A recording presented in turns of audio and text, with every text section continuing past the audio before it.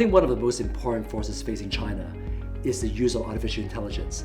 If I think about China 10 years from now, I can imagine a world where there will be a lot of people aided by machines, data, to make all sorts of decisions, to automate all sorts of functions. And it's desperately needed because China is rapidly aging and we need these machines and artificial intelligence to help us to make sure that we can do all the things that we need to do.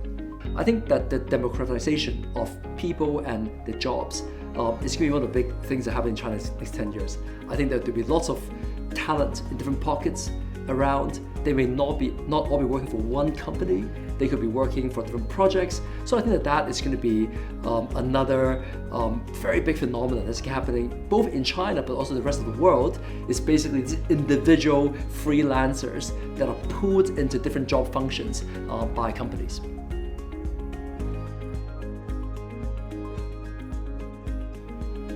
I think CEOs should think about their organization very differently.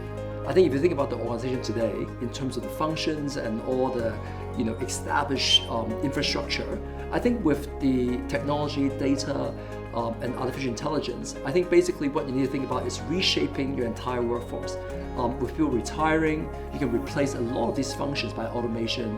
You can think about using a lot more kind of part-timers and freelancers out there, talent that you have never tapped in before, but not tying them for a job for the long term, but also thinking about how they will contribute to your entire organization. So I think that from an organization standpoint, from an agility standpoint, and from a more kind of flexible work culture standpoint, I think CEOs can start thinking about what would be the dream organization 10 years from now, how do I transition to there, and so therefore what should I be investing in today.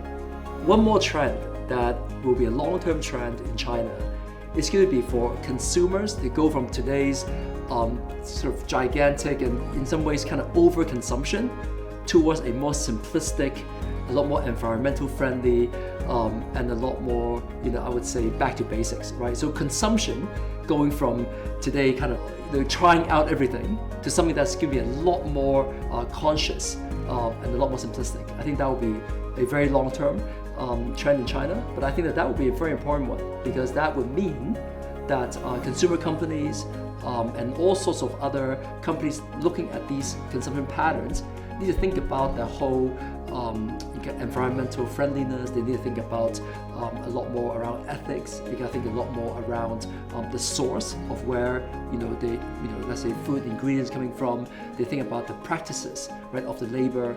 So I think that would also usher in the new age of how organizations can be more responsible. And frankly, that's going to be a better world.